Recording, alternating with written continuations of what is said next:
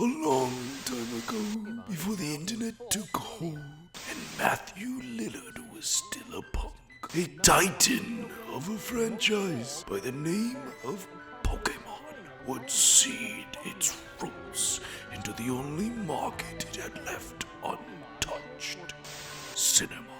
And through this endeavor, one of the most powerful and badass legendary Pokémon would be introduced to this world, causing a shockwave felt by the heavens themselves, reaching even that of the mainstream.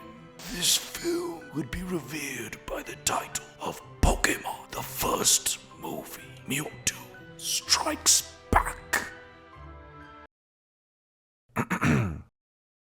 It was pretty cool.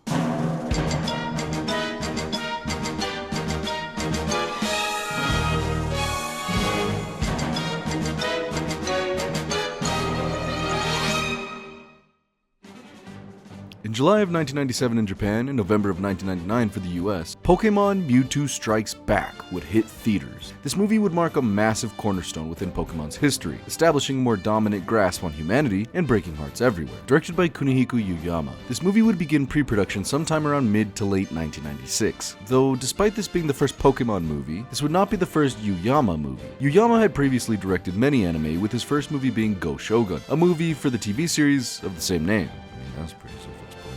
And in case you didn't know, this would also not be Yuyama's first time manning the incredibly large, ever money-spouting helm that is Pokémon. In fact, he's the founder of OLM, the guys who animate Pokémon, and has been the guy since the show first started, only recently having given up his role to Daiki Tomiyasu for Pokémon Journeys and onward. That being said, the movie did still pose some unique problems for Yuyama, one of those problems being what Pokémon to depict Ash with. As Yuyama explains in his 1998 interview with Yoshikawa Choji, due to the anime still going at the same time as production, they weren't certain what Pokémon team Ash would be running at the debut of this movie. Chronologically, the movie takes place some time after episode 65, where Mewtwo would first be shown in the show, somewhat foreshadowing the events of the movie. So this may have been the planned release window. However, due to everyone's favorite Porygon episode, the TV show would be put on a hiatus that would interrupt that potential release, and result in the movie coming out much sooner in the TV show's run, at least in Japan. So by the time this movie was out, kids in Japan were watching the team help out Officer Jenny with no knowledge of any 151st Pokemon, and kids in the US were watching the Pokemon League still wondering what Frieza was doing in Pokemon. To counter this, Yuyama decided to only depict Ash with a team consisting of the 3 starters and Pikachu, though that didn't stop them from giving a complete nothing character a brand new Pokemon. A Pokemon that wouldn't be seen for another 2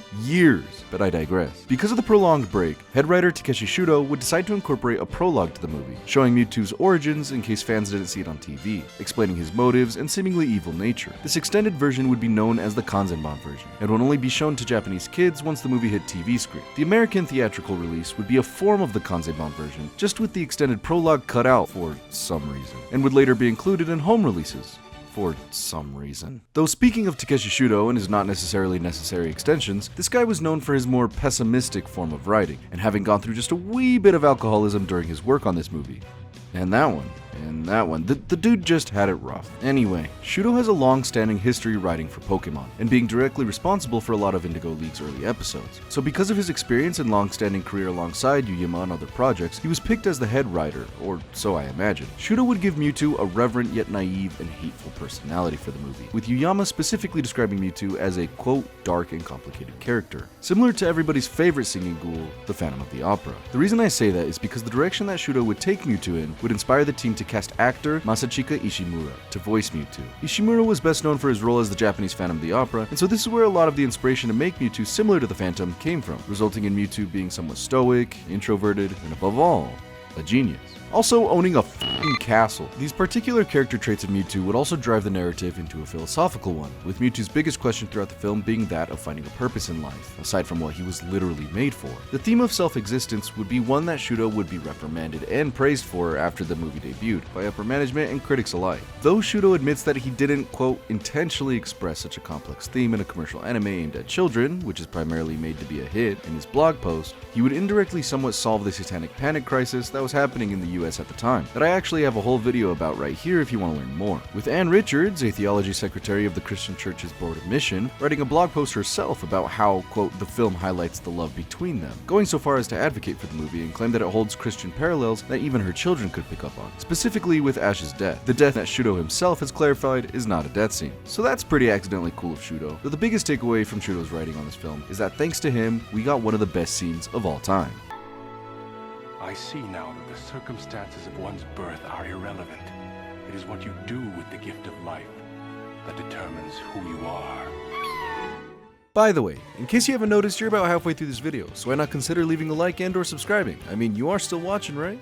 On the animation front, we would have animation director Fumiaki Asano, who's most known for directing pretty much every 2000s Doraemon movie, and the lead animation supervisor would be none other than Yoichi Kotabe, best known for his work at Toei Animation on things like Panda and the Magic Serpent, and being the one who came up with modern designs for Super Mario himself, along with Princess Peach and Bowser. That's right, this guy is responsible for Bowser looking like this, rather than his original Miyamoto design, which was honestly just not it just wasn't. He also provided some art for a promotional card of spiky-eared Pichu, released for the movie Arceus to a Conquering Space-Time, and has since gone on to become a freelance artist. Though as far as those two would go, they would ensure that frames and characters looked as they were supposed to, which unfortunately didn't stop the animators from forgetting the colors of Ash's backpack that one time, along with a few other minor mistakes. Though no animation is complete without music, of course. The score for this film would be composed seemingly primarily by Shinji Miyazaki, a musical producer who has worked on pretty much every Pokémon movie, with his latest work being 2019's Mewtwo remake. He also worked on Shin-Chan, wow, and Hirokazu Tanaka, former president of Creatures Inc., and is probably best known for composing Magican in Mother 1. Manny Corallo, Denise Hughes, John Lisier, John Loeffler, Kenneth Lampel, and Ralph Schuckett would also be credited for making the English version score, with Miyazaki and Tanaka composing the Japanese score. Miyazaki would compose a lot of songs based off the games, and repurpose them for the movie, such as Kanto Route 1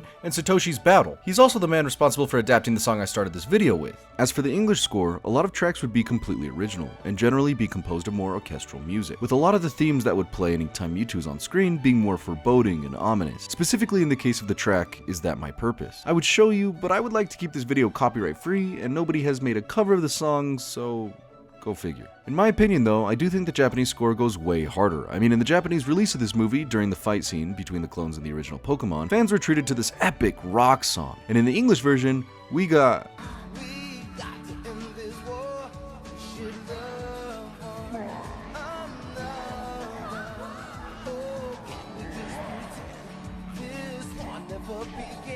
When the English soundtrack got released to CD, they decided to add the Pokemon theme song in as a bonus track to the movie's OST. Although for European releases, this would be changed to Pokemon World, which is interesting because this movie is almost exclusively early Generation 1, aside from the inclusion of Donphan, and fans wouldn't hear this song as the intro proper for another 2 months or so. Makes you wonder if they forgot their own release schedule. Speaking of forgetting, there's quite a few details within this movie that seem to have been overlooked, whether it was from the marketing team or the animation staff. For instance, on the cover of the movie, you can spot Goldeen, Seaking, Amistar, Voltorb, both sexes of Nidoran, Cubone, Tangela, Lickitung, Kabuto, Mr. Mime, and Clefairy, even though none of these particular Pokemon actually feature in the film at any point. Maybe the staff put them there because they wanted to give them at least some form of inclusion?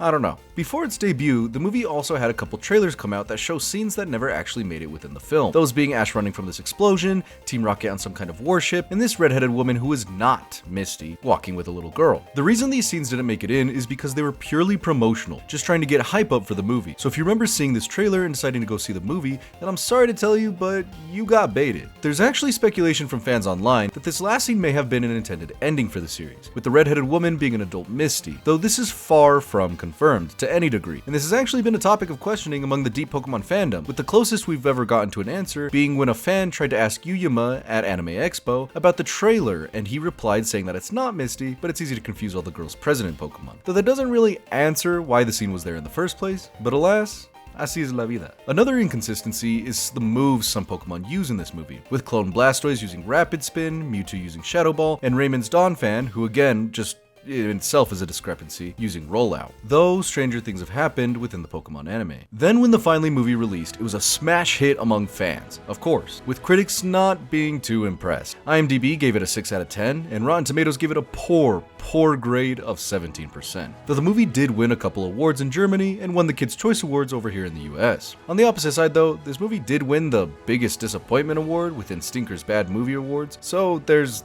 that. Regardless, the opening weekend was still cool as f. If you attended, then you would be rewarded with cards like Mewtwo, Electabuzz, Pikachu, and a few others, all with this cute little WB Kid stamp in the top right. While they're not very valuable, they are still certainly some cool pieces of memorabilia, even if the next movie's card was a lot cooler. Though, like I said, the splash that this movie would have on the Pokemon fandom and broader Pokemon world was definitely unmissable. Masahiro Sakurai even made a post on Twitter during the movie's anniversary, referencing the Pikachu scene from the movie, saying that the scene has always brought a tear to his eye. Overall, Pokemon the first movie was an incredible culmination of what made Pokemon such a phenomenon around the world. It had action, incredible music, and a deep underlying message of what it means to be in this world. While writing this script and doing this research, I couldn't help but feel like this movie pushed the concept of Pokemon as far as it could go. I mean, you have an ultimate Pokemon that stands above them all, the major antagonist making his final plot, and the conclusion being that in the end, friendship is what wins. So it's interesting to think of a timeline where this was the end of Pokemon. Thankfully though, it wasn't. To me, Pokemon has always been a story about adventuring and cherishing the friends you make along the way, which is why I think this film absolutely